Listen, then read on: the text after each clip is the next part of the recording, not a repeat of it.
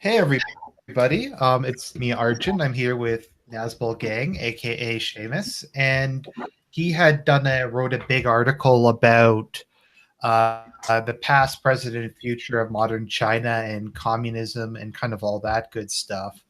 So he was going to do a video, and I said, "Why not come on and we'll talk about it?" Because it was actually something I was thinking of doing a video on. Just because I always do China economy strong, and I'm like, maybe I'll do like a more serious video talking about how I feel about China, because I had done and I'll let you talk in a second. I've done a couple videos that I'll put out later about the Uighurs in Western China, which is a Muslim minority, and they're basically getting like culturally and religiously genocided. And it was actually kind of interesting because I like meme about like the Crusades and stuff, and I actually felt really bad for them when I started hearing about how the Chinese treated them, etc. So, yep. As always, my friend's channel is down below in the description. Please subscribe and give him love. Unfortunately, do you think it was Lefty Pole who mass flagged your channel? Okay, well, there's a thing with my channel where every single video that I make currently automatically gets in the what's the in-between zone between where they take your video off. It gets on like delisted or whatever. Marked mature content or something. Marked mature content now. I will admit the second one probably is mature content because my friend who did it in French used a somewhat derogatory term for black people. Wasn't he also like yelling to rise up? Yeah, he was saying like Nazbol Gang of France, rise up in French and stuff. Okay, so, that's like if Eddie, that's fair, I guess, for them to. That one is fair, but the one before that, the one where I say like the United States doesn't have anything to do between Ukraine and Russia. Yeah, where you literally just said that you didn't say anything controversial in that at all. Like even by normie standards. So I don't know. I wonder because this has happened before, and I've had 2 videos been flagged and been taken off my channel. So before, what I would do is I would pause on my channel for like a month or so without releasing anything, and then my channel's status would get a lot better. Maybe I shouldn't be talking about this on air, but the thing about it is that I might tone down my rhetoric for a while. It is when I do dress up, I have to admit my rhetoric is kind of a lot more flamboyant than your rhetoric. The thing is, I don't know if you ever want to try monetizing your content. I don't, for that channel, no. I mean, I would go to another channel, or I would create some kind of channel for live streams. But I don't think I think that channel's just too far gone for me to ever monetize anything. No, but yeah, that's just something to keep in mind. You need 1,000 subscribers to monetize. Okay, I don't think I'm a hair away from 1,000 right now. You're not going to get approved, though. I know. It's surprising that you got approved. I guess I got approved before. Oh, the crackdown. No, before they actually required approval, it was just anybody who applied. Okay. But honestly, like for instance, the latest, the video I put up a video the other day, like about NPCs. When I appeal things, they almost always go through. Well, I don't even. Anyways, I don't even fight YouTube about it because I can, like, some of them are, like I said, the second one, the newest one I released, I think is fair. That would happen to it. I mean, I had like all the like third positionist parties of France symbols on it, so those are like hate speech symbols, right? So, but I'm going to post this article because I write articles. I don't ever post it. There was on an older channel that people noticed that I had that I would talk with you on. I had a blog on that channel that was connected to like the Google account for that channel. So I'll have to move some of those over because they're interesting. I actually have a history degree, like as you have a political science degree. I have a minor in political science and sociology too. So I actually am trained. I've read I would say around 5 books about China. I'm not any Chinese expert. And then I've read, I've watched a lot of videos about, what's the channel? China Uncensored. And China Uncensored, you use as a news source for China, and it's, say, better than just wiki walking about China. The thing is that it's from a very kind of liberal, like American liberal perspective. So a lot of things they'll say about China are really unfair, and it will just criticize China across the board from anything it can criticize China on, regardless. So, like base things? Yeah, it will criticize China for things that we would never criticize China for, and in fact, we support China doing. Like the banning hip-hop music? Yeah, so it would ban, well, not even something like that. It would, like, criticize China if it punished people for, like, drug abuse and said they would basically be like, China should legalize all drugs or something like that, right? Or let in mass third world immigration. Yeah. I mean, I guess it would be fifth world immigration. Yeah, well, I wouldn't think that China is I don't even know what is third world supposed to mean, second world and first world at this point? I don't know. I mean, like, I could see people wanting to go to Hong Kong. Well, China is about, in terms of GDP per capita, China is about a proximity to Russia now. But a part of that has to do to the sanctions on Russia actually have hurt its economy, at least according to Google. I haven't looked deeper into it.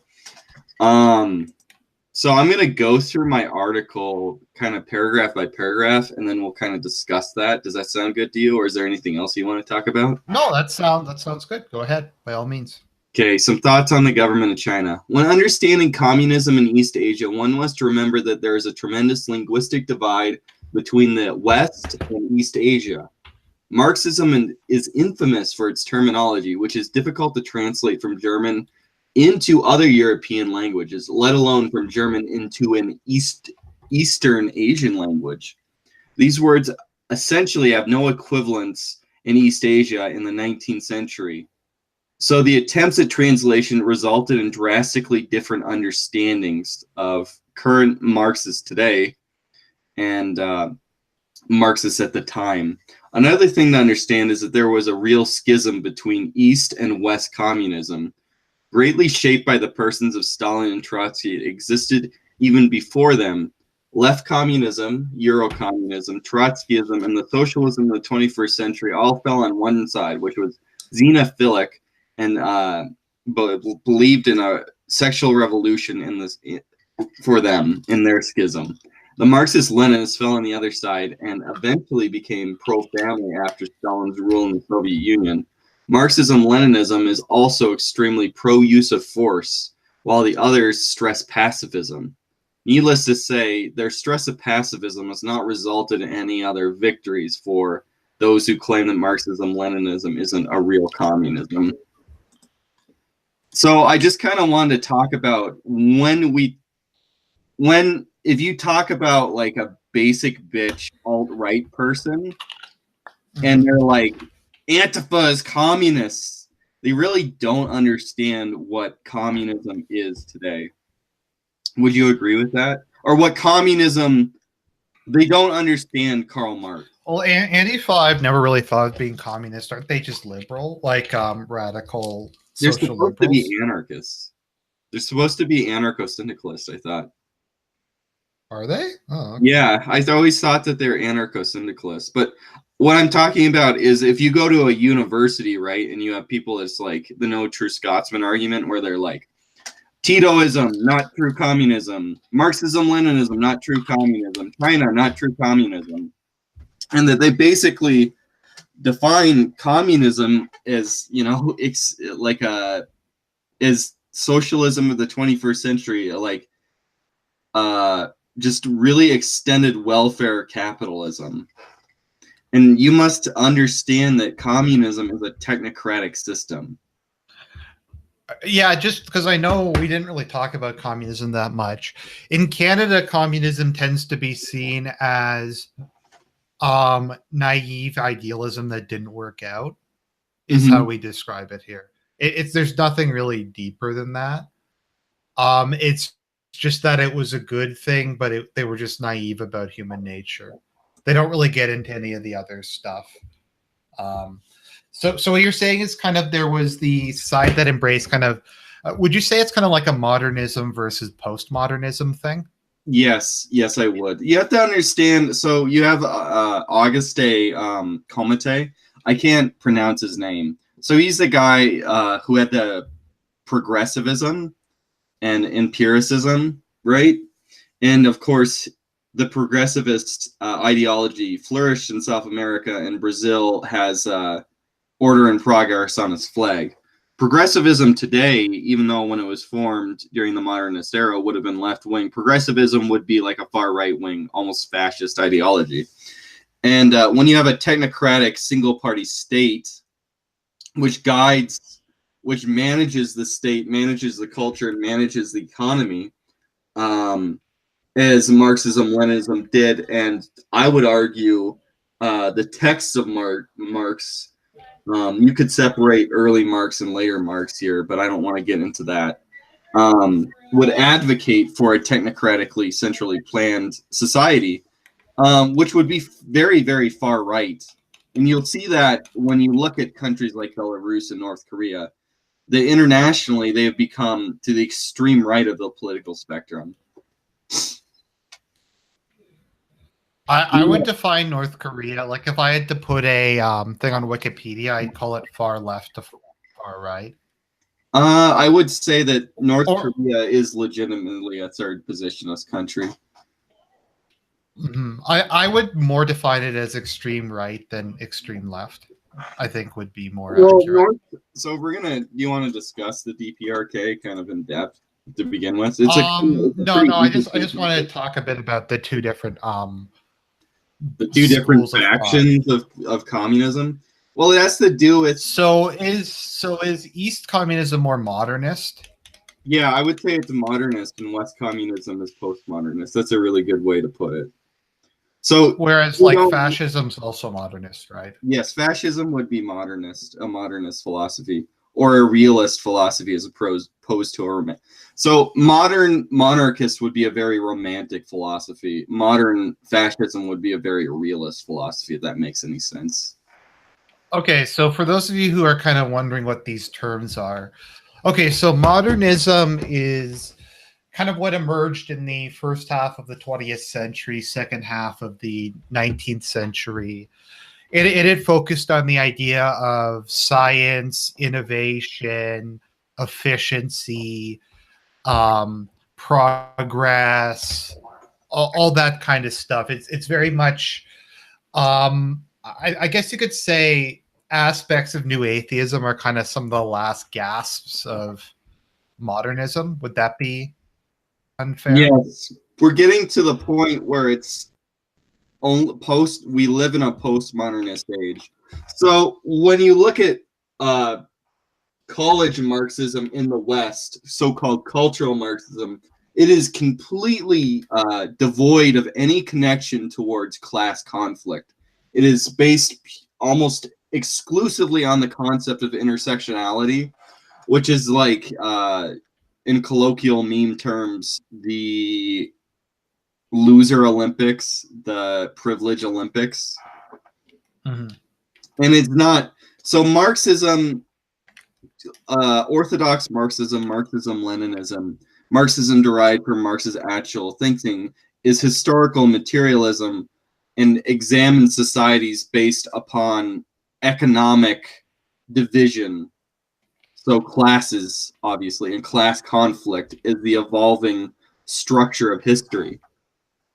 Marxism-Leninism seeks to guide this through a technocracy, a single-party technocracy, which will force progress, essentially, through force. Yeah, the central the central kind of modernism, you have there's a commitment to scientific rigor, economic development, things like infrastructure, new technologies, Mhm. efficiency is very important. There's also the belief that society needs to be continually improved, and I mean that can take different, like, it's more kind of, I guess you could say, right wing modernism would be like in fascism. You had, and this is actually probably most what I kind of refer to myself to as reactionary modernism, which was the taking of some modernist ideas like new technology, kind of new forms of government, kind of new economic theories, and mixing it with kind of some reactionary ideas about like gender and race and that kind of thing. But it's kind of more of an objectivist. I guess another term would be structuralist for the same kind of movement. Yeah. Let me. Do you want to continue? I have to grab a book so I can tell people to read it. And it's Oh, anti. Is postmodernism's anti-realist, right? Or is it just very extreme? anti-realist. Is it extreme nominalism? Would you say, or Yeah, extreme nominalism is the basis that even archetypes just such as gender or race do not exist, and that they only exist individually, and everything is a social construct. but only an individual social is it? It's do they? Anyways, but yeah. So that's kind of what I was saying is, because I find like what became of Western socialism very different from what became of, yeah, like you said, what became of Asian socialism or even Soviet communism. Yes. So if you look at, if you were going to make a country world chart based on what is far left and what is left and what is right and what is far right by country, you get into this problem because when you look at a country like, say, Venezuela, even though they'll say I'm inspired by Cuba and Cuba's inspired by the Soviet Union, and then you look at Belarus, which has continued most of the Soviet policies, what does Venezuela's government type look like and what does Belarus look like? I mean, Venezuela actually is more capitalistic in terms of ownership of the means of production between the state and private investors than the United States is. What do you mean by that? Modern socialism, or socialism of the 21st century, is just a form of social democracy or social liberalism, which is unconcerned about giving the workers control of the means of production. It's primarily concerned with giving so-called outsiders in the progressive stack more money through aggressive taxation. So Right. you could describe, before Bolsonaro came to power, I think it would be good to, you know more about Brazil than me.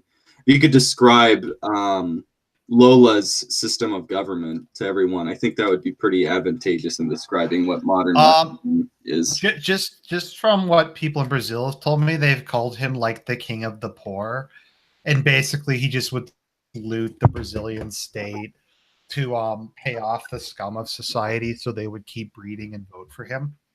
Mm-hmm. So he would just throw money at people in the favelas and try to get them to have a bunch of kids so he could stay in power. Yeah. So modern socialism is not connected in any way whatsoever to the working class people. I should say, I'm using the term socialism in the 21st century because that's a much better way to describe it.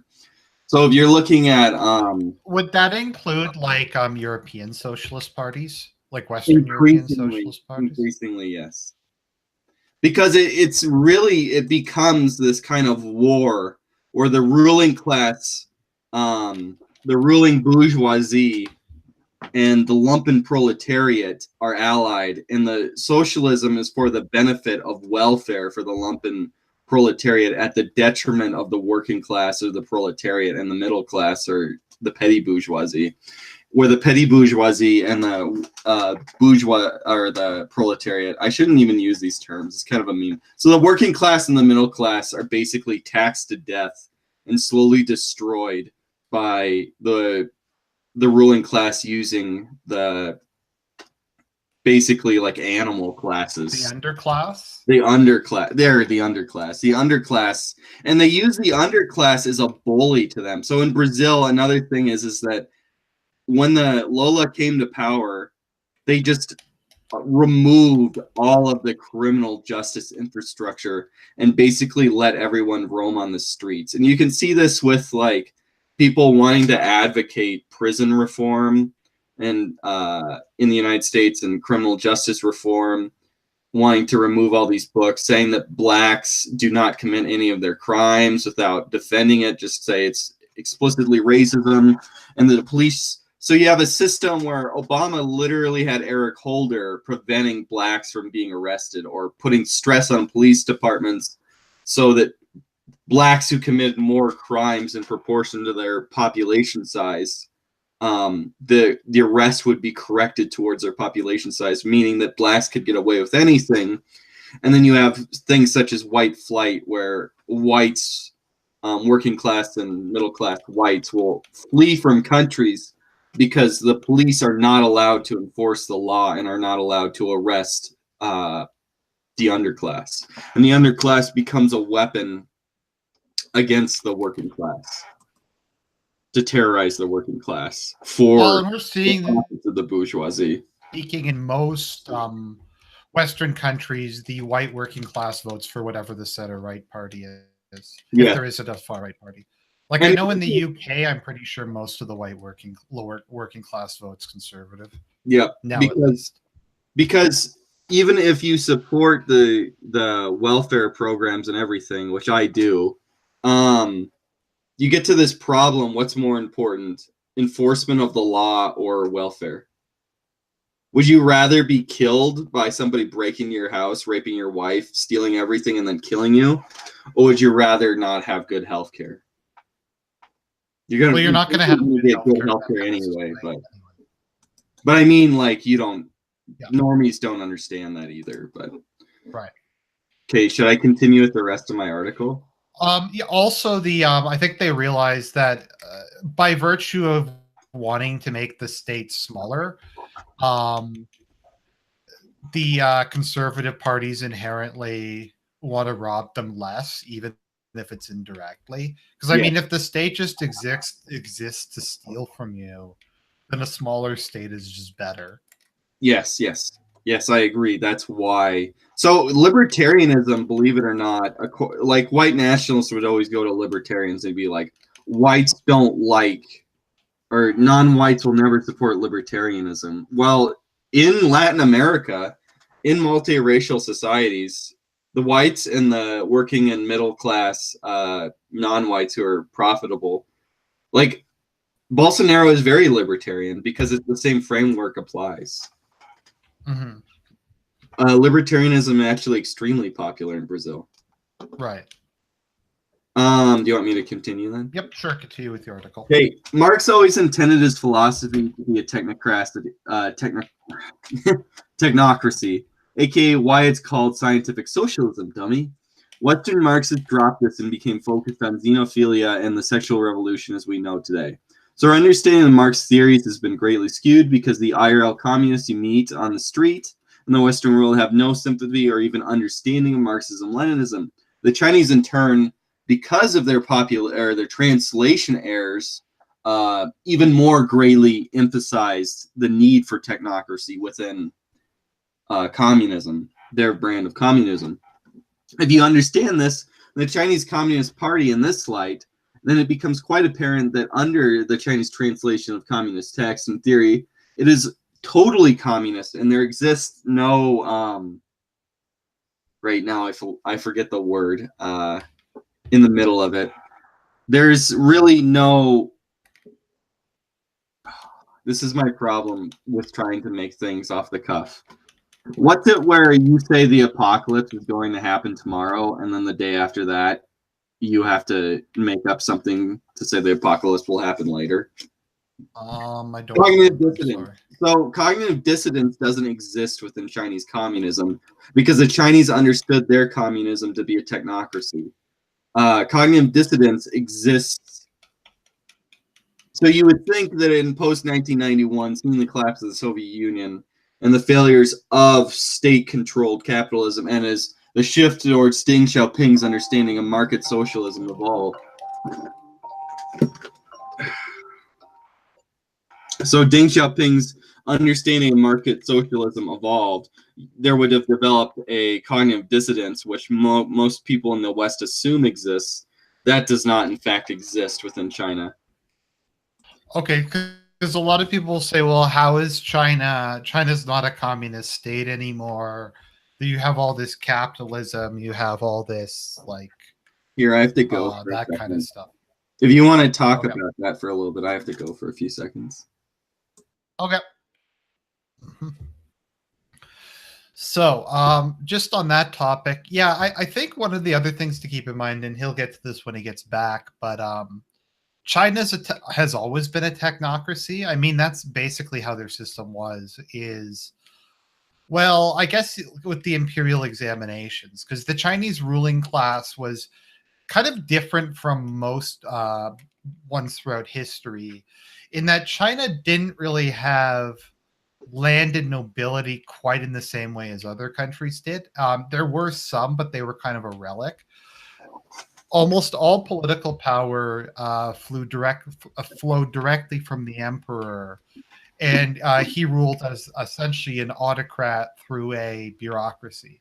I mean, there are kind of two general ways you can rule an authoritarian state. You can kind of have it decentralized, or you can have a bureaucracy where there isn't really a independent minor power in between. So yeah, so historically what happened in China was the emperor would govern with through the bureaucrats. The bureaucrats would be elected by passing examinations. So if you were theoretically anyone in China who could pass an imperial examination could get a high paying job in the imperial government. Do you think that the examination system led to technocracy being a very viable and deeply Chinese rooted thing? Yeah, that's what I was going to say. I think the idea of technocracy is just, and meritocracy are just very, very important to China. And the idea, like the transition to communism is not, I don't think it's very large in terms of like how society is structured. Isn't there still a huge bureaucracy in modern China? Well, yeah. Yeah, there's a huge bureaucracy, private-public partnership, political centralization. So I was going to say a book that you should probably put in the about section that I read that is very instructive is John King Fairbank's The Great Chinese Revolution, 1800 to 1985. And this was instrumental in understanding the Chinese understanding of communism and how Mao created communism and how there was grievous translation errors or translation problems with adopting very terminological dependent Western ideology into China. I would really suggest any of the viewers and listeners get that book. Yeah, but to my mind, I just think because I mean, Mao praised Emperor Qin extensively as one of China's like great rulers. And if you look at it on the surface, there is a lot of similarities, kind of like how I think Tsarism, it can be said, led to Soviet communism. Yes. Kind of Chinese imperial philosophy, I think in a lot of ways led to led to Chinese communism. Well, part of this falls into, in fact, Chinese meta history. So meta history is one of those things that does actually work in China. So Chinese meta history is that you have warlords, then you have unifying this falls into the mandate of heaven. Then you have a unifying dynasty, which is short-lived. So you have the Qin, the Yuan, Wang Mang before the later Han, so on and so forth, and now the People's Republic of China, the Sui. Before you have a prosperous dynasty, right? Then you have the early Han, then the later Han, the Tang, the Ming, therefore, and the Qing, and whatever will come after the People's Republic of China, which will in turn lose its control, its mandate of heaven, and it will devolve, often through decentralization, into a warlord period. So you had the Qing devolved into what we call the warlord period, right? And you had the early dynasties devolve into the spring and autumn period. Right. So meta history really does fit into China, and you can kind of see the People's Republic of China being this authoritarian and totalitarian unifying dynasty, similar to the Sui or the Qin, fitting within that. So they do fulfill that role, which is classic within Chinese history. Mm-hmm. Yeah, so I think like China's modern economy, social organization, I think that's all very like similar to how it was historically. I kind of feel like in the post-Mao era, they're kind of getting rid of a lot of the, I don't know if you want to call it Marxist trappings.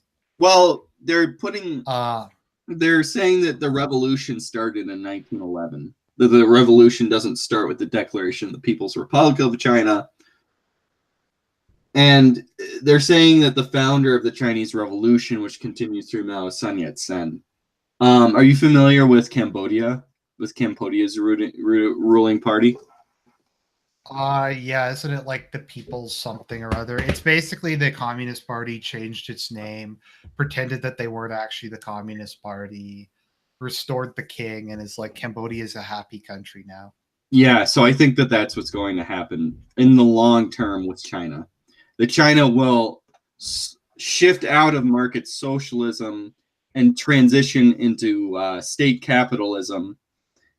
And instead of focusing on Mao, they won't throw away Mao completely, because Mao did unify the country, and Mao did very many important things, regardless of the consequences of the Great Leap Forward and the destruction of the Cultural Revolution.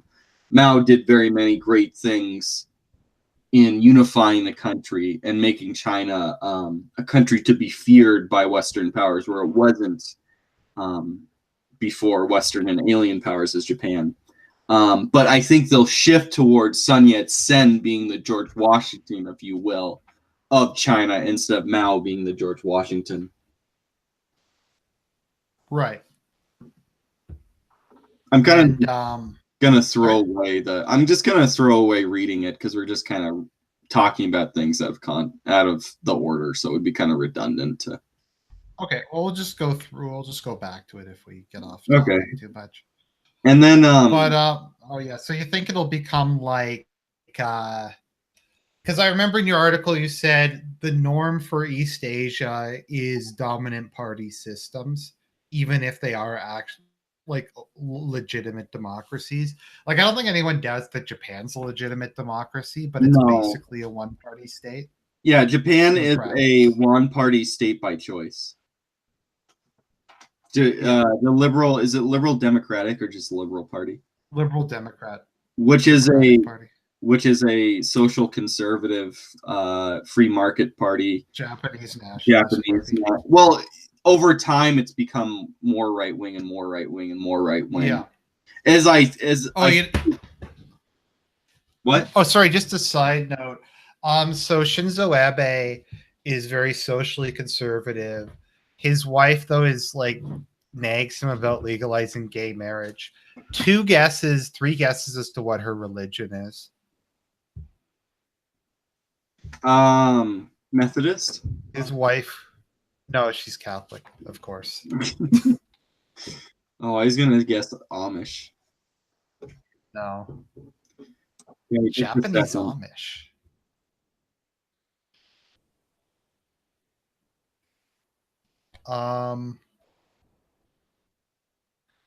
Okay, so anyway, so Japan is legitimately a democracy. Like, if the people were for whatever reason going to vote for the Democratic Party, or like, well, they've lost control of the government since the formation of the system, the 1955 system, twice. And the first one, I think, was less than a year, and the second one only was 3 years. And that was during the financial crisis, I think. Yeah, it was things got really bad. Of the financial crisis, and they were pretty unpopular. And this is kind of something I almost feel like it's preferable to have a dominant party system instead of a single party system. Well, there's actual sorry, go on. If you have a single party system which cheats, it is a de facto single party state, but allows limited contesting of elections.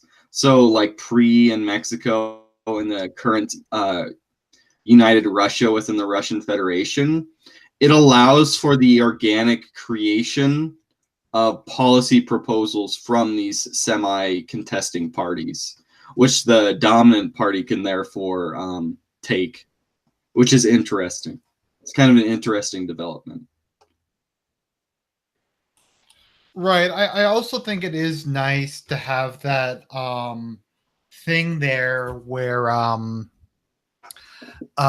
if the government goes completely corrupt and crazy, there's a peaceful method of removing it. I think having that sort of Damocles above the head can be good. Mm-hmm. That there is theoretically an opposition, because I think we both, you and I, have a preference for dominant party systems. Yeah, if I'm not wrong. Well, I'm deeply critical of. In the article, I make it pretty clear of my criticism of liberal democracy. Very anti. I think that liberal democracy, with the Great Replacement and the consequences of xenophilia, is going to be. We're going to look at liberal democracy in the global order, the Fukushima global order after the collapse of the Soviet Union, and worldwide globalist democracy in the same way that we look at the Marxist-Leninist states today. Is this failed system which has no credibility? I think in the next 10 to 20 years, if you look at there's various ways to call a country a democracy or non-democracy, coded or whatever. And if you look around the world, there has been a persistent decline in democracies in the past 5 years. Democracy seems to be falling all over. And in part, I think that this is the loss of the hegemony of the United States. Many countries just became default democracies because of the United States hegemony. As the United States declines due to its xenophilic consequences of the 1965 Immigration Act and becomes more and more a part of the Americas in general, and as the United States just declines as China becomes more economically competitive, Russia becomes more reasserts itself economically, then it's the consequences that there are other systems to support other than multi-party democracy. I find, most countries, I find, even if it's not conscious, are shifting away from multi-party democracy. In Eastern Europe, I feel like in a lot of countries they're just becoming a dominant party system. Like Hungary's like that. I think we should make a distinction between a dominant democracy where there are legitimate elections and a crony democracy. So you should really make a distinction between Hungary and Russia here. Right, because in Hungary, theoretically, I'm sure that they wouldn't rig it if the opposition won, but there's not a realistic chance of the opposition winning because people are pretty happy with Viktor Orban. Mm-hmm. And Viktor Orban is pretty successful. Yeah, like he's very popular. Like I remember there's some people talking about invading Hungary or whatever because Hungary's illiberal. Actually, he's my favorite politician, probably in the world because he's been able to achieve what he has without resorting to like thug tactics. Unlike You know somebody what I mean? like Ludus in Belarus. Yeah, like I haven't really heard any credible accusations of mass corruption or like I don't like when I don't like a police state. Like I just don't. I don't like government surveillance, etc. I think it's nice that he's able to do most of it through the rule of law and kind of like non-violent. I don't mean to sound like a pussy here, but I think if you can do something in a more kind of a legal, legitimate way, that's probably better than just doing it by force. Hey, somebody in the comment section was talking about the demographic decline in Russia and the demographic decline in China. So Yep. Russia has a birth rate currently. I'm using Google. So Russia has a birth rate of 1.75 births per woman. This was 2 years ago. So that was in the middle of a massive financial crash in the country. And it's rising. Now, I think it'll rise to, I don't think they're going to create a birth rate in an industrialized country. There's reasons for the birth rate that are absent of pornography and absent of capitalism. I do believe these are to blame for it to be below 2, but their industrialization in ways incentivizes a low birth rate. But Russia has a birth rate of 1.75. The United States has a birth rate of 1.8. China has a birth rate of like 1.61. This is 2016. If you just type into Google, you'll get this. Russia and China's birth rate compared to Western Europe isn't bad, and there has been no great replacement in either of these countries. In fact, the Chinese have done a great replacement of their ethnic minorities. And in Canada, they've replaced a lot of the local population here.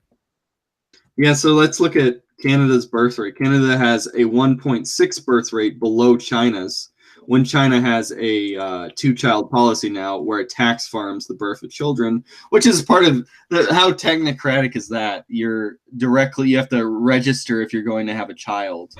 You can't procreate sex unless you pay China government. You could just picture like, you know what I could see? I could see them giving everybody an injection at birth that makes them infertile, and you have to pay the government money to get like an injection that nullifies it, or something like that. Although that's basically what they're doing in Western China. Okay, do you want to talk about the how do you pronounce Uighurs? Uighurs. You know, it's really funny. I always thought it was Uighurs. What? So Thailand has 1.46 births per woman. Thailand, despite never having a single child policy, actually has a lower birth rate than China, which from a Catholic perspective shows that China's massive abortion industry, which has developed as a result of it, is completely needless, because a country which is actually somewhat like equally economically developed as China, Thailand, just 1/10 or 1/13 the size, or what? How much is it? It might be 1/20 the size. It's You're talking about Thailand or Taiwan? Thailand. Thailand, which is equally as developed, needed no single child policy, and despite not having any policies for birth curvers, has has a lower fertility rate than China, despite both being about equal in terms of prosperity. Right.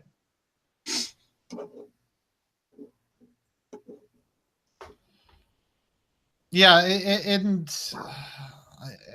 like my understanding is, it's very much dependent upon the cost of living and population density, is my understanding of birth rates to a certain extent. Yes, but there's also a thing here. If we think about your experience in Toronto, with unpaid internships, and millennials' experience with unpaid internships and housing prices.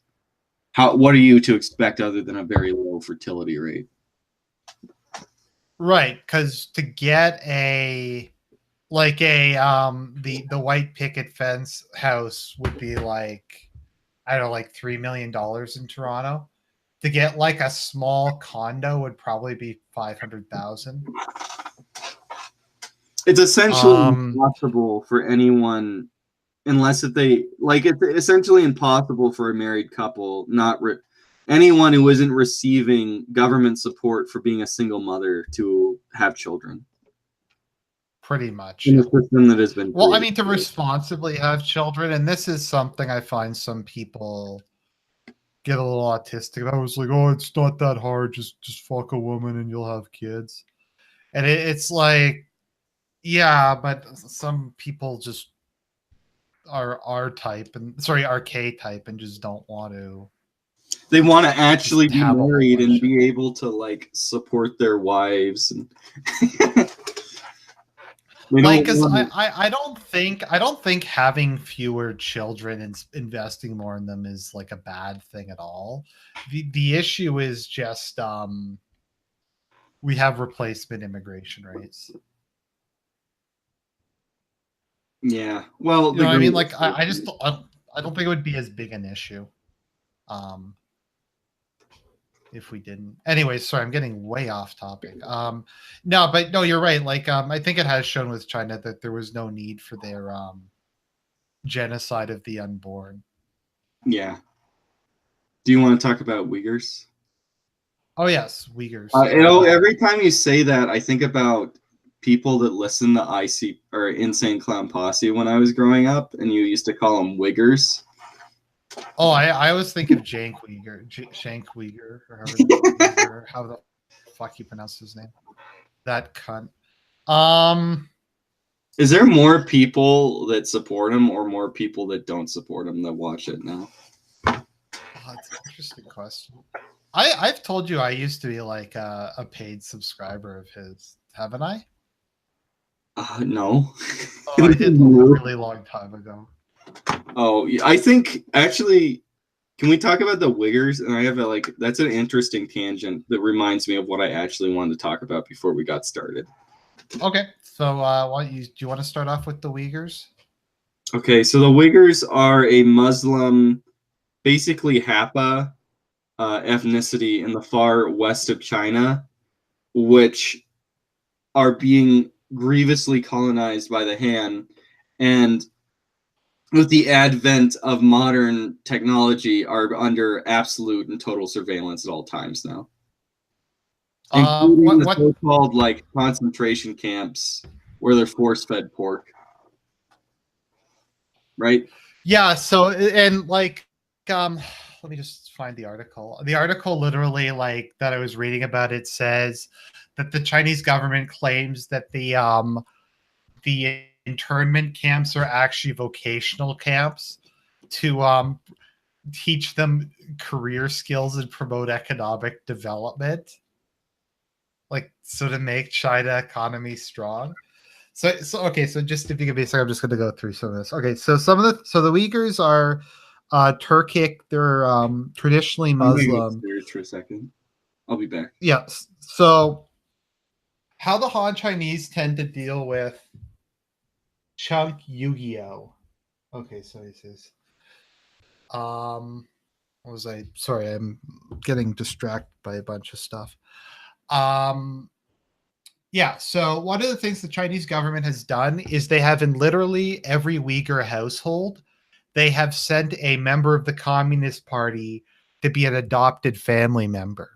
So they will just join some part of it. There was one Uyghur in Turkey who got a postcard of his sister standing next to some random Chinese woman, and the postcard said, "We have a Han mother now."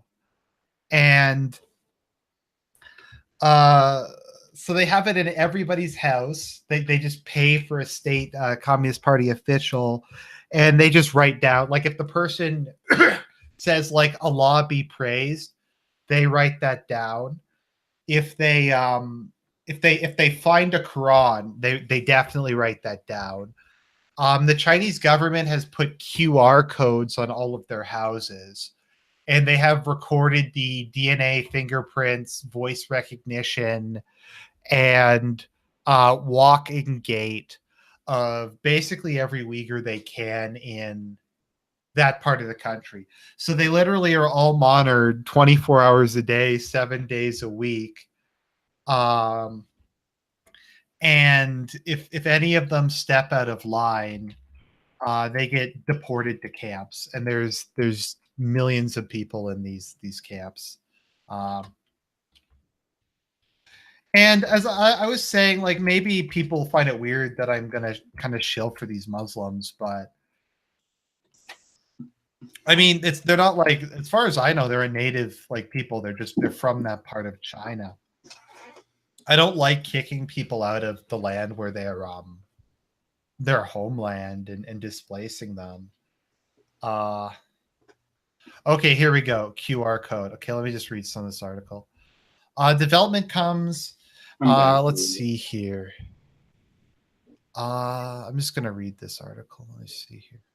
Okay, so China is installing QR codes on the homes of the Uyghur Muslim community in order to get instant access to the personal details of people living there, according to a report by Human Rights Watch.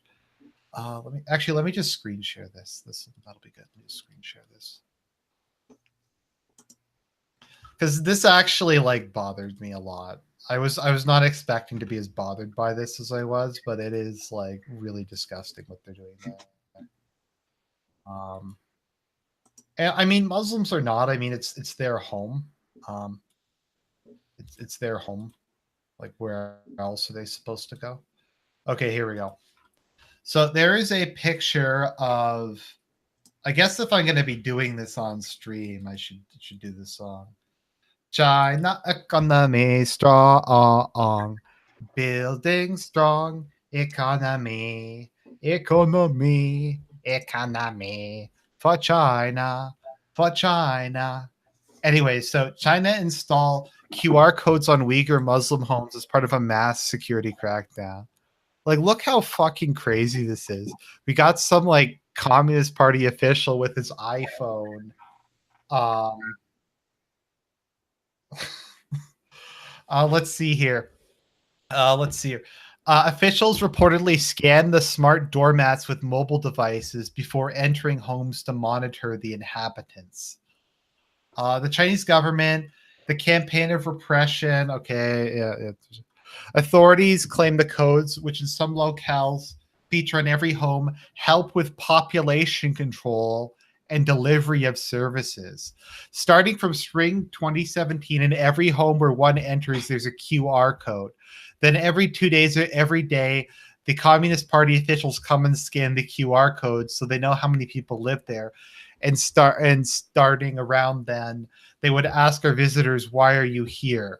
So, like, they go there and they do a head count every day to see how many people are there. And if there's more than the number on the QR code, then they start, like, interrogating them or arrest them. Let's see here. Four residents say authorities are also collecting biometric data such as DNA and voice samples when people apply for passports or ID cards or during police interrogations. Let's see here. She added people were forced to walk back and forth at police stations so officials could record their gait. Beijing has denied that. Okay, so the UN has said that China is believed to be holding up to 1 million ethnic Uyghurs in a system of internment camps in Xinjiang where they undergo political education. Beijing has denied such camps are for political education, insisting they are vocational training centers, part of government initiatives to bolster economic growth and social mobility in the region. So literally death camps to make China economy strong. China economy strong, building strong economy for China. Okay, they aren't allowed to use Islamic greetings, their local language, and people who have relatives living in other countries like Turkey are arrested. Let me see here. Sorry, go on. Okay, so what the Uighurs face is essentially annihilation, and I really go through this in my article. No communist party in the East Asia has ever been overthrown. Cambodia and Mongolia transitioned out of the communist ideology, but the parties remain in institutional power. So this goes into the Chinese, the Asians, East Asians have a natural sense of conformity that we can't understand unless you are one of them. It's worth noting the East Asian societies have never created a high turnover democracy. I'm trying to get to where this is, but would you agree that East Asians are biologically speaking conformist, much more than every other culture group? Yes, the absolute worst shit libs are Asian females, second generation Asian females. You know, if you go into Anglo-Saxon countries, despite East Asian countries being extremely socially conservative, East Asian females, is this the same for Austronesian females? Like we don't really have many. Yes. Yeah, I think it's similar. Okay, well, East Asian, they really conform to a state ideology. So if you look at it, Asians in the United States have voting patterns which are more severe than not as severe as blacks, but more severe than Hispanics. They vote very heavily for the Democratic Party. Something like 75% of them do. Right. They are very, very conformist. I think that's something. But in the conformistism of like, so that's part of the reason that they don't have any high turnover democracies. I mean, to a certain extent, a country like South Korea has only been a democracy since 1988. So they haven't been a democracy long enough, or Mongolia has been a democracy since 1991. So they haven't been a democracy long enough to see very many turnovers. But in Japan and Singapore, the longest standing democracies in the region, for almost their entirety, despite having free elections, one party has dominated it. One party has dominated the ideology, and people just don't care. In the West, regardless of people just vote the other party just instinctually. They just flip things over. They just flip the parties over. When East Asia, because of their natural conformity, they don't. Where I'm getting at is that as long as the Han Chinese are happy with their government, they're happy with the prosperity that the People's Republic of China has, they have no reason to question the rule of the Communist Party of China. And that's something that Westerners high on neoliberalism, high on Fukushima, simply cannot understand. You mean Fukuyama? Fukuyama, sorry. Maybe they're high on Fukushima, but high on Fukuyama, they do not understand that the Han Chinese aren't going to overthrow the People's Republic of China as long as China maintains social order and it maintains prosperity. And for the Uyghurs and the Tibetans, China will not stop their genocide unless if the People's Republic of China is overthrown.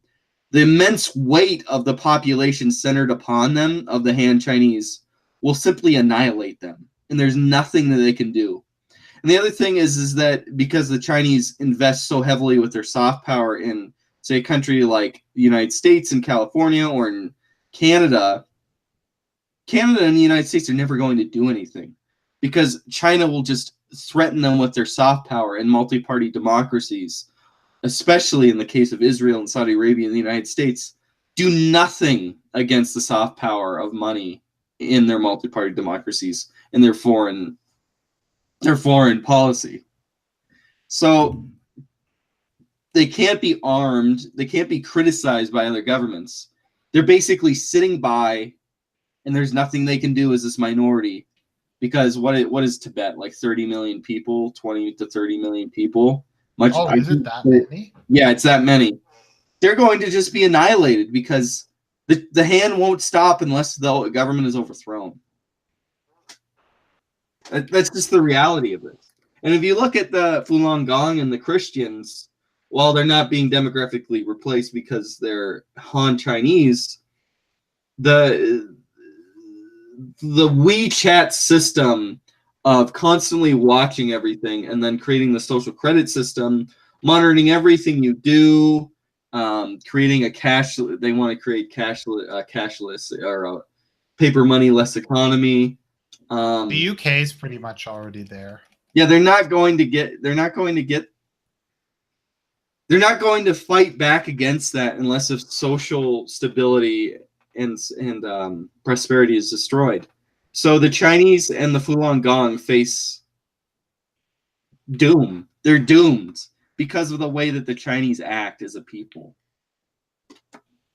So long as the people think the government has the mandate of heaven, and so long as the government continues to make China economy strong. Yes, exactly. The Tibetans will be annihilated as long as the government maintains China economy strong, aka mandate of heaven. Mm-hmm.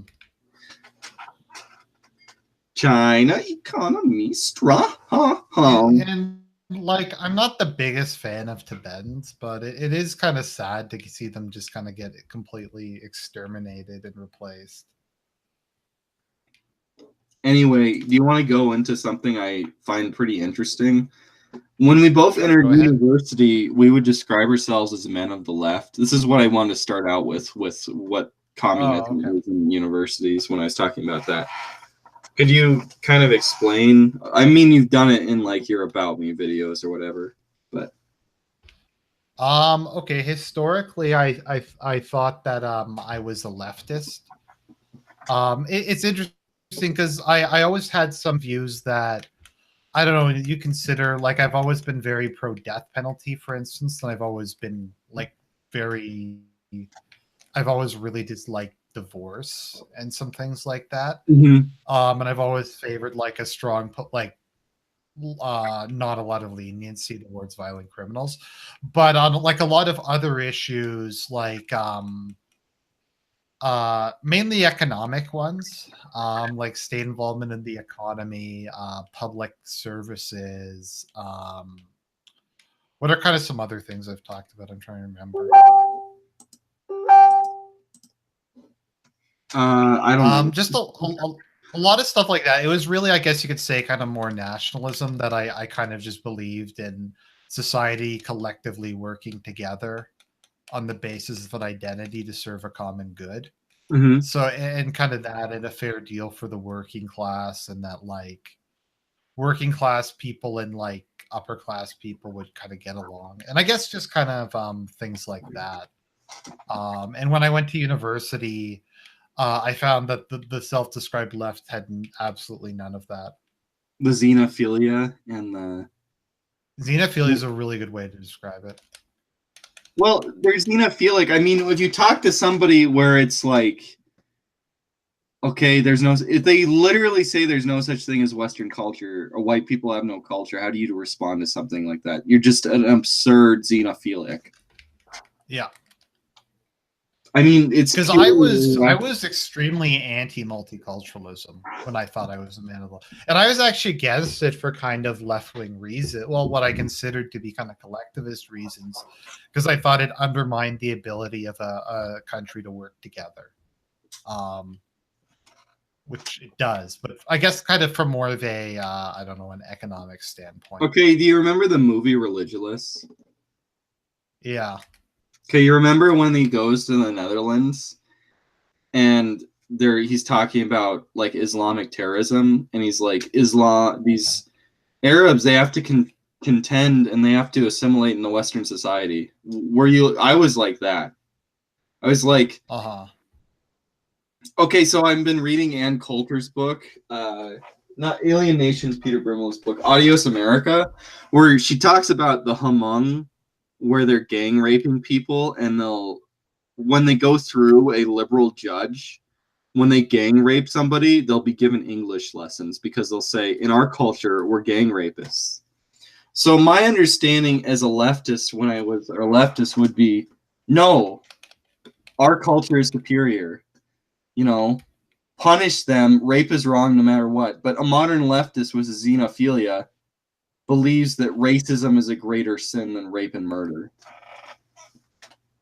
Right, which was kind of the perspective, because I was actually like some of my me trying to kind of be consistent with my leftism actually led me to support neocolonialism, because I thought that was the only way to civilize the shitty parts of the world, was to just take them over and just kill fucking savages until well, I mean, they, I mean, of course, I'm very anti-neoconservatism, but neoconservatism is a liberalism. You can see how it is from disaffected liberals or disaffected leftists or whatever. You know, the Jewish Trotskyites, I guess. But I mean, neoconservatism says we're going to invade these non-liberal places and impose liberalism on them because it is a better system, right? We're going to blow the fuck out of Iraq and impose liberalism on them because cutting people's hands off sucks. Like, that's just wrong. Female mutilation is wrong. Genital mutilation is wrong, and it should be absolutely banned. But the modern xenophilic leftism is like, why are you persecuting these Somalis that are cutting off these girls' clitorises? What are you, a racist? Part of my issue actually was with the Iraq and Afghan wars was I felt they didn't go far enough.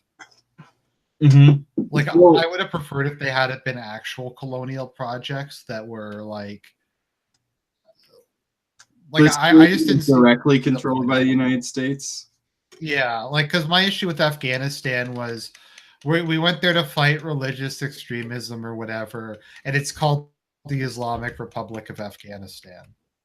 So it's like, what was kind of the point from that perspective? It didn't deliver on anything. But yeah, basically, I just thought a lot of these countries are morally disgusting, and the only way you're going to deal with legitimate rape culture in Africa is if you take over the country, put it under a military dictatorship, and just kill all the fucking rapists until they learn not to.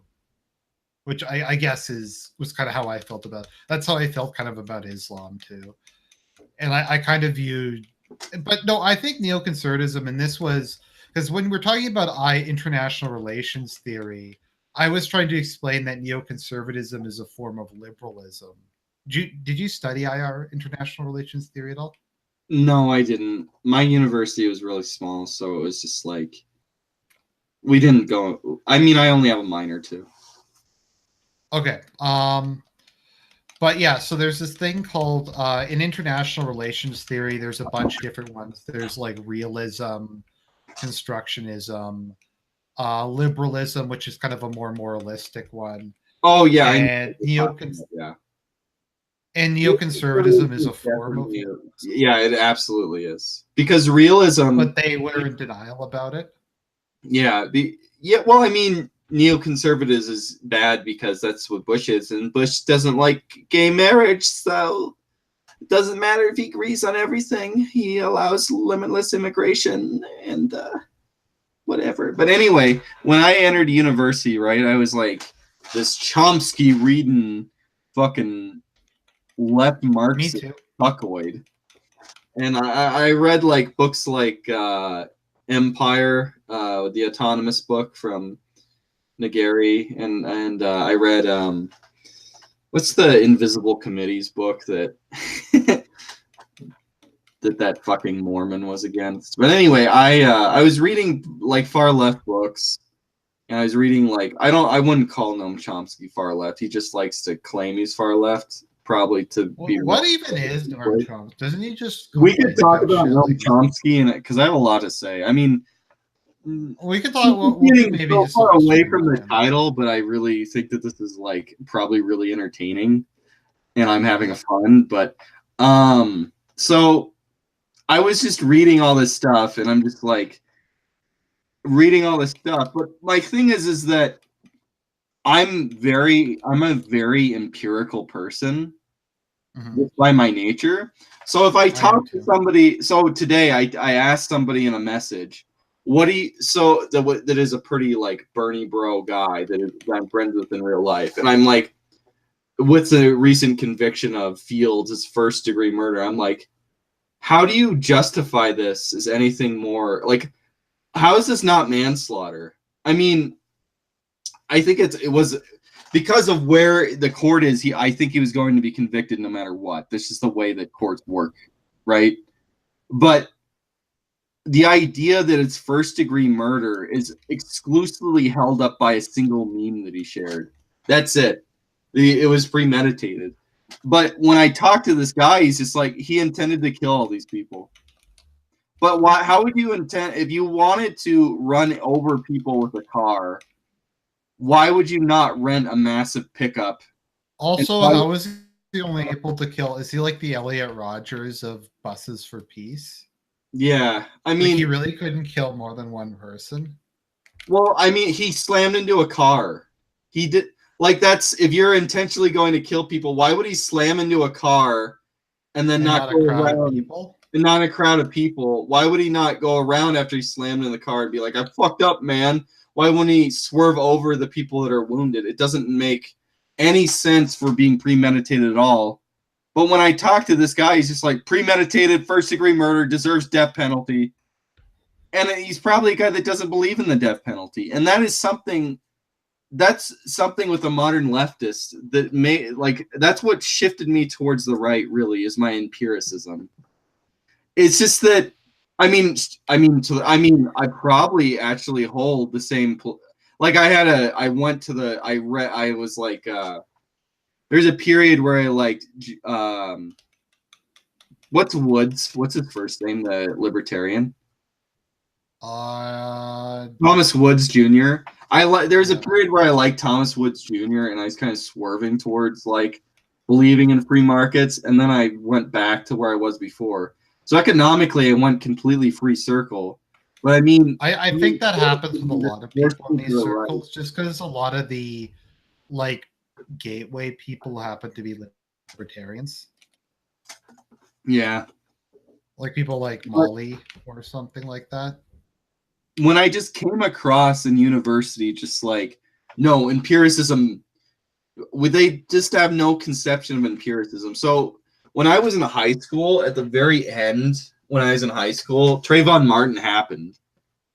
And I was in this debate class about social issues, and they were all debating Trayvon Martin. And I remember distinctly, I was the sole person who said, we don't know what happened.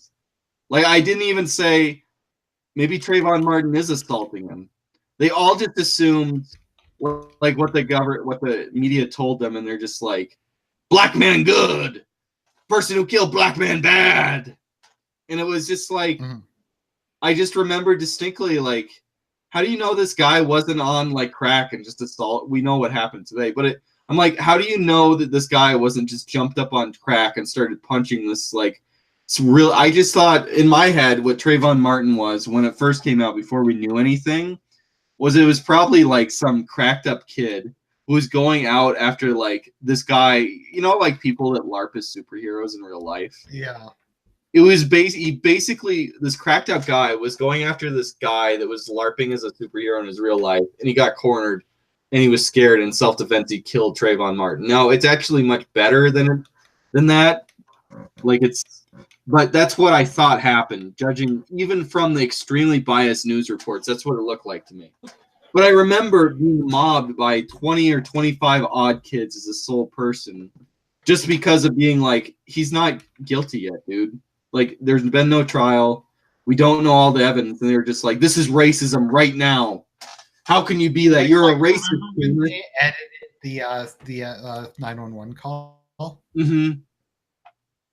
And it was just this screaming, and it's like, this is him beating up the black kid. And it was no, he changed it so that he said there's this black dude. Oh, yeah. When, like, it was because the operator had asked him. But, no, like, it was also, because even when I took what I thought were kind of socially liberal positions, like I was shocked when I was the only person in a lot of my classes who was against female genital mutilation. Weren't you the only person that was against abortion of women just because they're women? Or girls Yes. because they're girls? No, that was an interesting case because I was completely pro-abortion.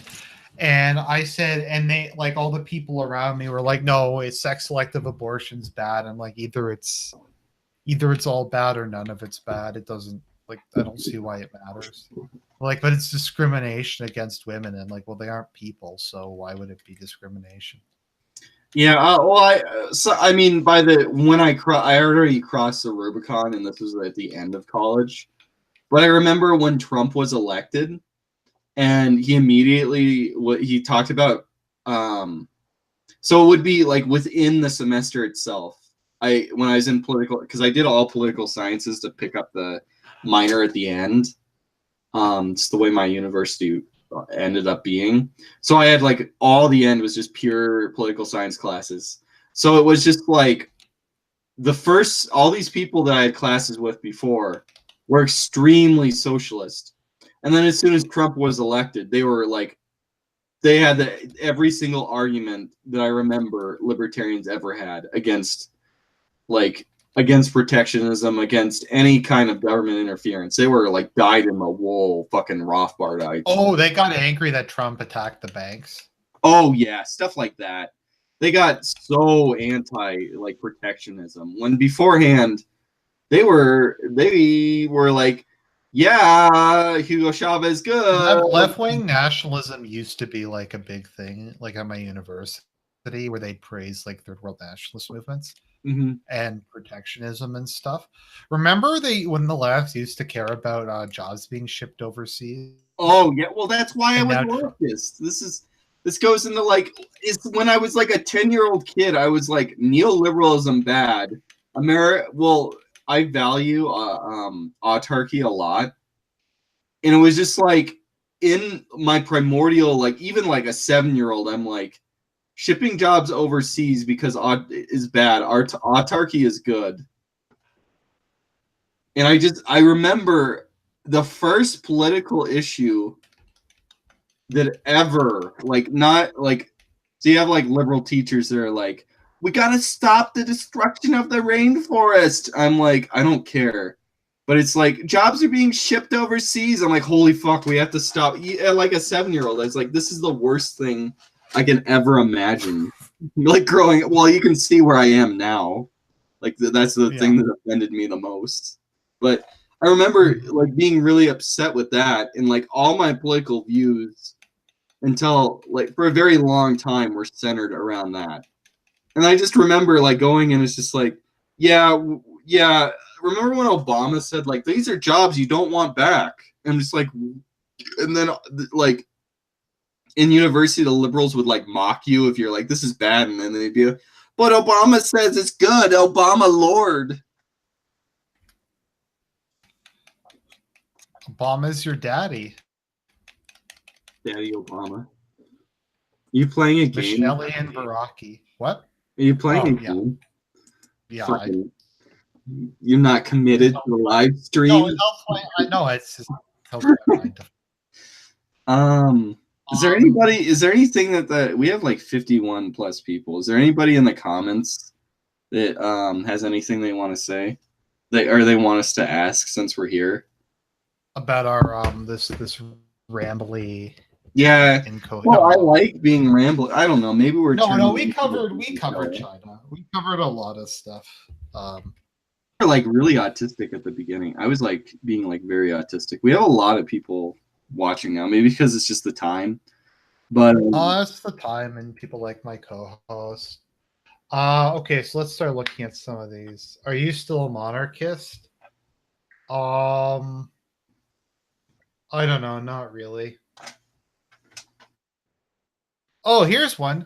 Why are you like sympathetic after Meghan Markle or whatever? Why did you pick Nazbol instead of like fascist or something? Because the Nazbol meme. I thought I could get a lot of traction. Well, first of all, I probably should never say this, but okay, I'm a left-wing, very socially conservative, believe a single-party state, and tend to be economically left-wing, support very regulated economies, like state-planned economies, but not state-owned, if that makes any sense. So I'm not, like, I don't support recreating the Soviet Union, but I support government interference and government-led. So like an Asian-style state capitalism is very good to me, especially if it has strategic ownership of certain. So I would support a railroad monopoly of the government. That seems pretty awesome to me. That's something I would support. I support like direct ownership of the means of production of a lot of like heavy industry. So is that what a lot of people are asking me?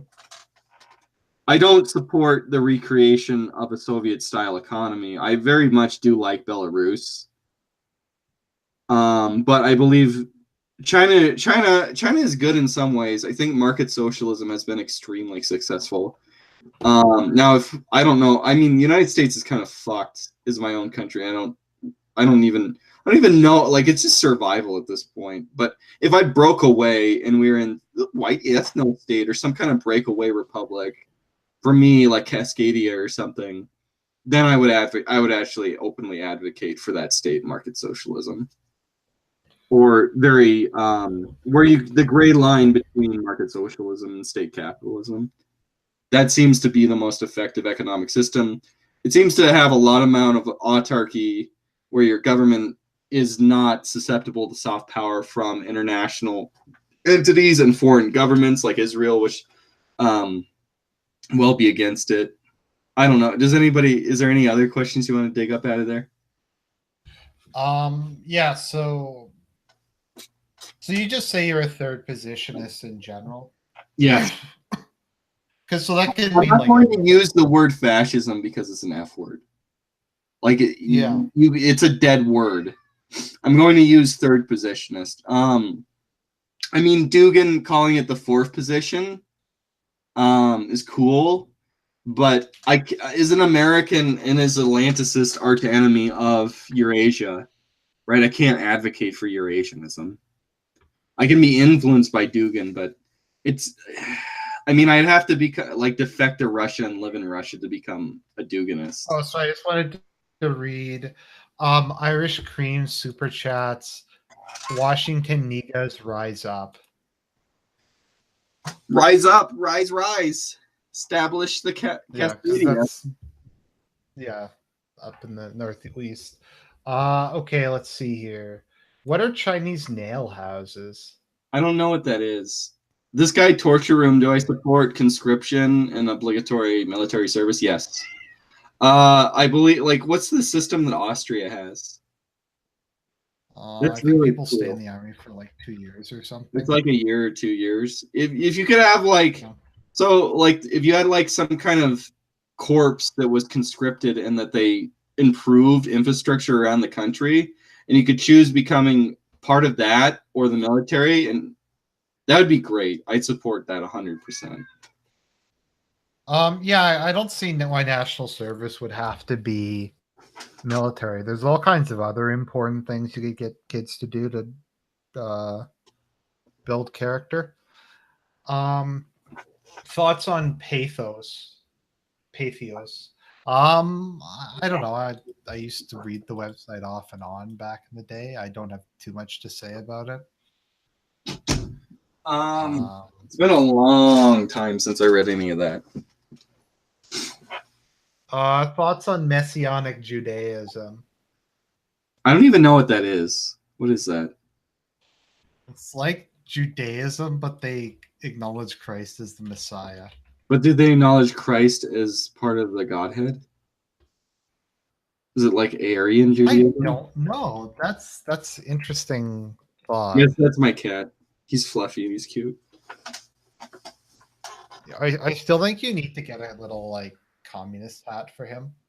Yeah, that would be so spoiler warning, I'm not an Asian, like Southeast Asian girl, like a Vietnamese girl.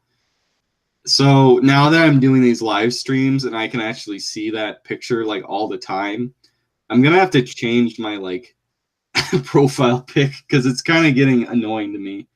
Because I like the meme of her like staring into the camera all smug like an anime girl, but she's an actual real person like with a communist uniform and everything.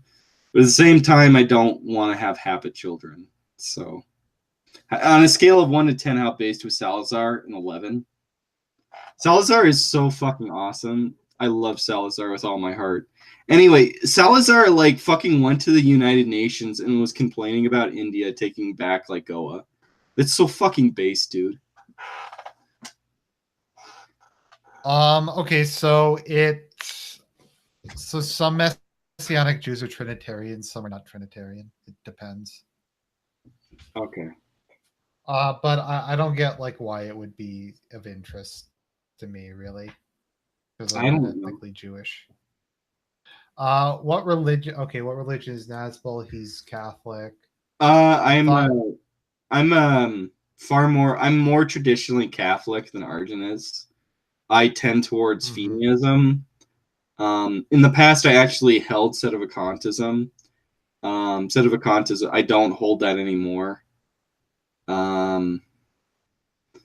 I think that the Ad Orientem Novus Ordo Mass is quite good, though, and I don't think that you're committing any kind of sin by going to the Novus Ordo. And I think most of the people that go to this, I support the Society of St. Pius X. That most of the people that go there, they'll literally hiss in your face if you go to the Novus Ordo, and that's like unacceptable to me. Because the Novus Ordo is a valid mass. And Sunday obligation goes over the head of like Latin mass. Like if you can't go to a Latin mass, you have to go to a Novus Ordo for Sunday obligation. I don't know. So if somebody's Catholic and they're wondering what that means, that's kind of my positions on Catholicism on short, like in these circles at least. Mm-hmm. Let's see. Any more questions from the chat for either of us? Have you been to a Byzantine divine liturgy? Me? No. Why do you want me to? Do you think if I just see what a divine liturgy is like in person, that I'll just suddenly become Orthodox and I'll just drop all my long I think he means Byzantine Catholic. Oh. Do I think, okay, somebody asked me, like, do I think a controlled economy will work with AI? No. I don't think, well, first of all, I do not support, like, I'm very sympathetic to Ludditism. Yeah, big brain, like, oh yeah, go Pol Pot. I'm very sympathetic to Luddites, but, like, I don't support any kind of Venus Project kind of shit. That's, like, why would you want to put like, if humans are less efficient than AI could be in some kind of like future, like we can't create an AI as smart as a cat like in 10 years, right? I guess we could probably create an AI like with the plastic women. We'll create an AI. Never make an AI as smart as waffles. Yeah, but we'll never create an AI as smart as a cat. But we may be able to create a plastic woman as smart as a thought. But anyway, why would you want, like metaphysically, why would you want to put something that isn't human overpower of people that are human? Why would you want to put AI over you? Like, why would you want to do that? Why would you want, I mean, it could be more efficient. I'm not putting that in the best terms. Do you understand what I'm getting at, Argent? Well, people want to be ruled by angels or by God. So yeah, I think the idea is to create something that doesn't. It's something God creates can be perfect. Something that man creates will not be like what God creates.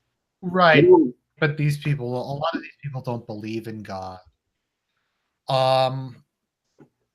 But I think the idea is to kind of create something that lacks human emotions and kind of human biases and can see the world more objectively. The issue with that, though, is it's going to just be a reflection of whoever programs it. Okay, so if you have a problem with what the NSA is doing, and and what China is creating with WeChat and a cashless economy, that's like baby steps towards like the Venus Project. I mean, that's very, very baby steps. Why would you support something like the Venus Project then?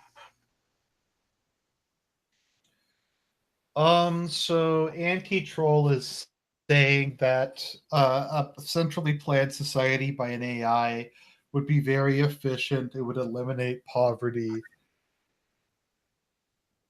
At what cost? How do you know that? Okay, how would you? Let's take like the meme that Sam Hyde said. How do you know they're not just gonna kidnap you like a bile bear and just like fuck up your body, like of millions of people, just to like cure diseases? Why would you want something that isn't human over control of humans? That doesn't view you. I mean, think about something like Hillary Clinton. Hillary Clinton views you as a number, right? Why would you want something that isn't even inclined to viewing its own daughter? Like, can't even have a daughter like Chelsea that it views as a human, right? Like, it doesn't view anything as a human. It views everything as a number. Why would you want that to have any control about you, over you? Torture Room asked, do you support the Human Instrumentality Project? I like the end of Eva. I mean, I really love Neon Genesis Evangelion, but I mean, I when I watch the end of Eva, when I see it, Shinji's in hell at the end. Okay, that's what instrumentality is. Shinji's in hell in the end. That's it. I mean, he's literally in hell, banging Asuka forever, in complete and absolute suffering amongst the Tang. Is that what you want? That's what you get if you have a Venus Project. Somebody was asking me about Ted Kaczynski. Yeah, Ted Kaczynski's views are very interesting. I mean, what was Ted Kaczynski like? If MK Ultra is real, which I'm immensely skeptical of, then Ted Kaczynski was MK Ultra. I mean, like, use the propaganda of the deed. I guess it's based because I thought he was gonna blow up. Didn't he say he wanted to blow up Noam Chomsky? It's pretty fucking awesome. I don't support propaganda of the deed. Propaganda of the deed is bad. Do not use propaganda of the deed. But Noam Chomsky also is fucking gay as hell. That's what we were gonna talk about, is Noam Chomsky, wasn't it? Yeah. I mean, I have a couple minutes. Did you want to talk about Noam Chomsky? Yeah, we were gonna talk about that earlier. So yep, go ahead. Noam Chomsky is the most racist person that I've ever read in my entire life. Wow.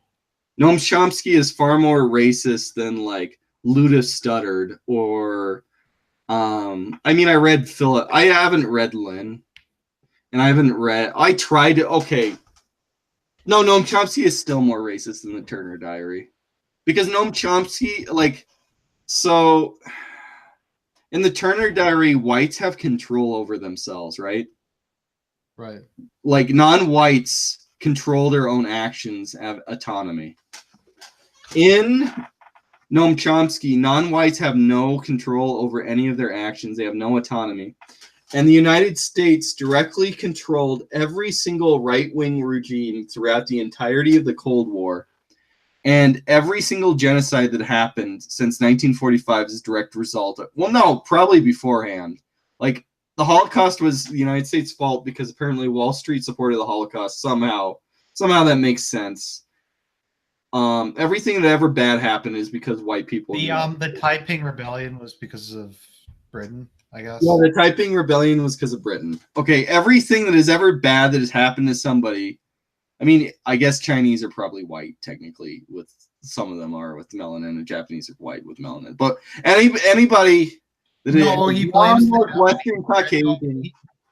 He blames, doesn't he blame Japan for emulating the West? Oh, I never read that, but I read a fuck ton of Noam Chomsky books when I was like the last 2 years of high school and the first year of college.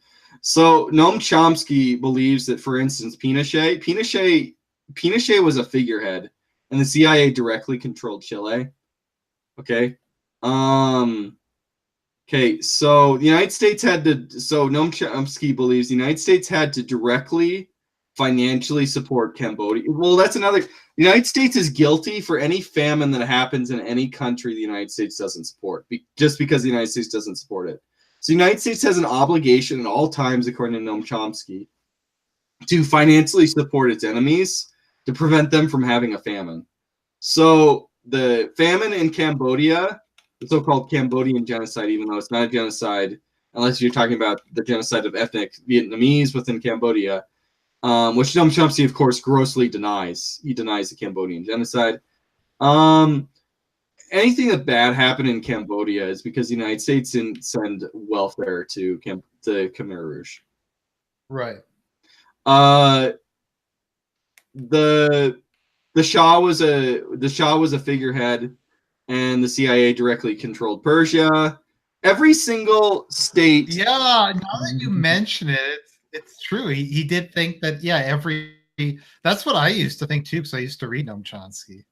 He literally says that every single bad thing that happens to a non-white is because non-whites have no control over themselves, have no control over their actions. Only whites have autonomy. And and every single state that isn't like, well, you never talked about the Soviet Union that much, so it's kind of interesting. But every single state in the world is like directly run by the CIA, and the CIA just kills people to kill people. I'm not pro CIA or anything, but Noam Chomsky. I'm not very philo-Semitic. Okay, I'm not.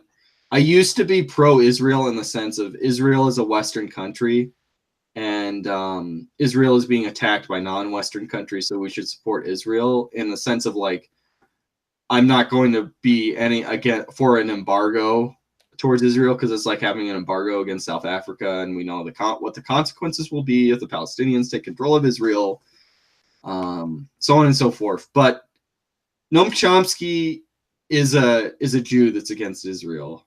Like, how can you judge a person who is a Jew that's against Israel? How can you judge somebody that actively is promoting for their own race to be annihilated? And if Israel acts in certain ways, Israel will be immediately annihilated. In the ways that Noam Chomsky acts, if they went through with Noam Chomsky says, Israel would be immediately annihilated.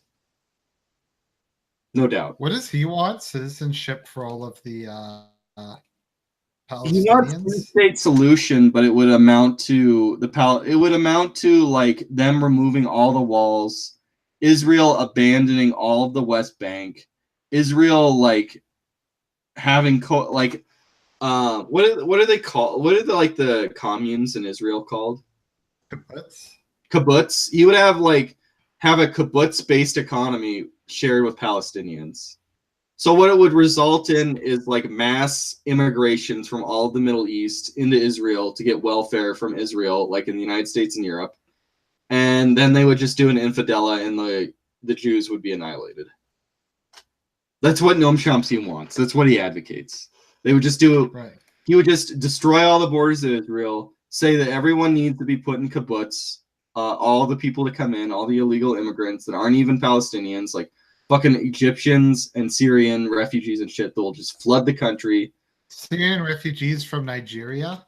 Yeah, Syrian refugees from Nigeria will fucking flood Israel. You'll say, now put these Syrian refugees from Nigeria into the kibbutz, and then all of them will just be like start an infidela, and then the Jews will be annihilated. That's what Noam Chomsky wants. And of course, Benjamin Netanyahu does not have control over himself. He is a figurehead, and every single action of Israel is directly controlled by the CIA. If you read Failed States, he really does believe, his book Failed States, he really does believe that Israel is not a real country. And something he'll say is that Israel and the United States are the same country.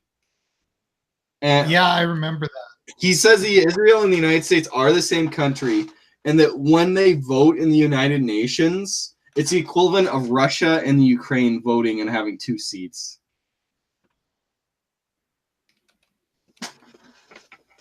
Well, that's kind of ironic given recent events. Do you remember anything you want to bitch about Noam Chomsky about? Just yeah, that was kind of my biggest issue with. Is he kind of the poster boy of the socialism of the 21st century? Yeah, I mean, Hugo Chavez, when he went to the UN, like, was holding up. What was it? Failed states, or was it like hegemony or annihilation or something? I gotta look it up. It was one of his books, and he said, like, this is the best book ever. You all have to read it. This is the absolute reality. And then he shilled extremely heavily for him until, like, the writing was on the wall when the oil prices dived down and Venezuela went to shit after Chavez died. Like, up until that point. And I'm sure he, like, shills in the same way he shills for Pol Pot now. So what does he say, that there was no, like, Cambodian, that the Khmer Rouge didn't happen, or like? Well, first of all, my position on Cambodia and the Khmer Rouge genocide is that the genocide was extremely overused, or the genocide was extremely exaggerated in terms of numbers, because the idea that 1/4 of the entire country died, I mean, I guess they didn't bury the dead, so maybe it's true. The joke's on me, but it's kind of like, it's kind of absurd to me. So I would always go with the lower ends on that. And it wasn't a genocide of ethnic Cambodians. They were very anti-Vietnamese, and they eventually invaded Vietnam because of their partially because of their extremely anti-Vietnamese stance, despite Vietnam being. How did they think that was going to work out? Well, first of all, they're basically like Ted Kaczynski in power. They're like fucking Luddites. They're armed by fucking. No, but how did they think they were going to beat Vietnam? I don't fucking know. Okay, I don't know. What I know about the Khmer Rouge is what I read in Noam Chomsky and what I read on Wikipedia and what I got in high school. It's like, I haven't read a book on the Khmer Rouge proper. No, I think they're just probably LARPers. No, they're fucking crazy LARPers, dude. They're like literally fucking Luddite gnat socks. So, but everything that, like, Cambodia is not guilty for anything it did, right? Like, everything that bad happened in Cambodia is because the CIA did it, according to Noam Chomsky. Okay, two things. So we had a commenter that's our friend. So Noam Chomsky's made a lot of money from his books and investments, probably based off his books. Noam Chomsky shelters his money offshore to prevent paying taxes on it in the United States. Right. So every single American citizen that you meet on the street, they are hyper against offshoring capital to prevent it from being taxed. Including him, but yet he does it. Only very, like, very doctrinaire libertarians are against it. Every single Republican you will meet and every single Democrat are grossly opposed to it. Everybody is. But he does it anyway. And then another thing is that Noam Chomsky didn't support even Bernie Sanders. Noam Chomsky advocates for, he doesn't even advocate for the populist wing of the Democratic Party. He doesn't advocate for any, like, he doesn't advocate for, like, using agorism as an anarchist would, or using propaganda of the deed, or any anarchist things, because he claims to be an anarchist. Doesn't advocate general strike. He advocates supporting the Democratic Party, and moreover, so he doesn't even advocate supporting, like, the social democrat, like social democracy or democratic socialism or socialism in the 21st century inside of the Democratic Party. He doesn't even advocate supporting Bernie Sanders. He advocated supporting Hillary fucking Clinton. And he claims to be an anarcho-syndicalist. Another thing that I really hate about about Noam Chomsky is that all the memes that Catalonia did nothing wrong come from him. Like, in the Spanish Civil War? Yes. The idea that they committed mass killings is basically at, like, one step above Holocaust denial. And that's all because of his immense influence. Was that one of the main places for the White Terror? Sorry, the Red Terror? Oh yeah, well, I mean, they like dug up priests and like they dug up corpses of dead priests and put them on parade and like desecrated them. Like that's the tier. They were like killing farmers who wouldn't collectivize. Like, so sorry. So he claims that the nationalists killed like. No, he claims that the anarcho-syndicalists in the Spanish Civil War never killed anybody extrajudicially, that they never... They were good boys who didn't do nothing? Yeah, and he doesn't even talk about them other than to be like, their dick juice tastes so good. I love the taste of their cum. That's literally, if you read anything about the Spanish Civil War that he wrote, that's all it is. The cum, the dick juice of the anarcho-syndicalists is the best thing I've ever tasted. Noam Chomsky. Him supporting Hillary is really funny. No, he fucking supported Hillary. Like, people, he would be at like, I'm sure you have to pay to see him. Like, I think you probably have to pay, which is hilarious. Oh, so when when the shit libs show up to ask him questions after he gets done talking about how non-whites have no agency. And selling autographed copies of his book. And selling autographed copies of his book. At a markup. And marked up price.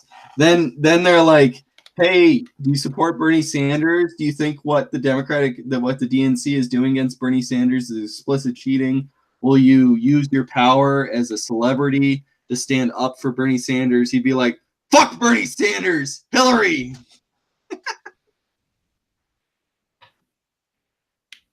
Yeah, that's pretty much it. There were so many fucking people who shilled for Hillary. Didn't a lot of those people previously attack Hillary when she ran against Obama? I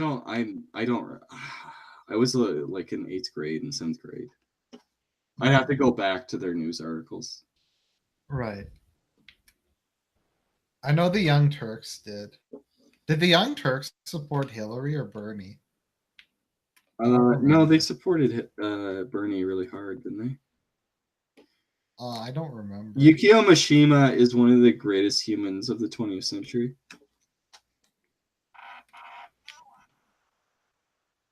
He says he did his justification for disliking Bernie is that Bernie would be in the same position that Trump would be in, where he wouldn't be able to whip the Democratic Party, and it would be better to have a Democratic Party led by somebody that will get votes for the Democratic Party. So that doesn't make any sense anyway, because Noam Chomsky would probably believe that the United States over time, I don't know if he would acknowledge like the Great Replacements because of this, but he would think that like democratic socialism would be rising throughout the United States as an ideology.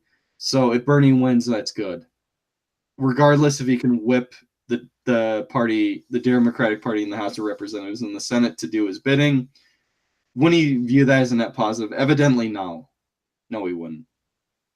Like, he's just said, they won't vote for Bernie's policies, so don't vote for Bernie. Like, he wouldn't, like, first of all, if you were Noam Chomsky, wouldn't you see the immense power of the fucking Supreme Court and be like, well, regardless, we'll get some of what Hillary would get anyway with Bernie, regardless, and then we'll get better like appointments from Bernie. Like, it's just so fucking stupid. Anyway, we're kind of like, yeah, I think I'm gonna wrap it up. Is there anything else you'd like to say before we go? I'm going to create a blog where I'm going to post long posts that I've written about political and historical topics and philosophical topics, and then I'm going to, should I start taking these and posting them on my channel too? Oh no, you can if you want. You're welcome to download this. Considering it, but I'm going to at least share all those on the blog and advertise them through my Nazbol videos. And then the second thing is go out and buy No Chance. Really, go out and buy it.